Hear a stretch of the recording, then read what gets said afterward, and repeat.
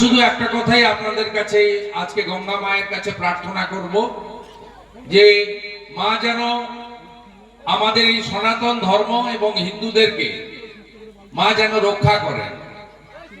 আমরা ওপার বাংলা এপার বাংলা সর্বত্র হিন্দু ধর্মাচরণ করতে গিয়ে জিহাদিদের দ্বারা আক্রান্ত হচ্ছি।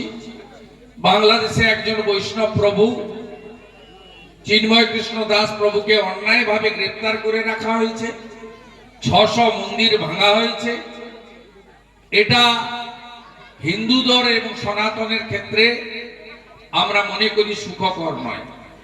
তাই রাজনৈতিক ভিন্নতা থাকলেও আমাদের ধর্ম পালনের ক্ষেত্রে আমরা যাতে গ্রামে গ্রামে হিন্দুরা ঐক্যবদ্ধ হই, মন্দির প্রতিষ্ঠা করি, হরিনাম সহ গ্রামের সমস্ত মন্দিরকে রক্ষণাবেক্ষণ করি, বাড়িতে বাড়িতে তুলসী মঞ্চ স্থাপন করি,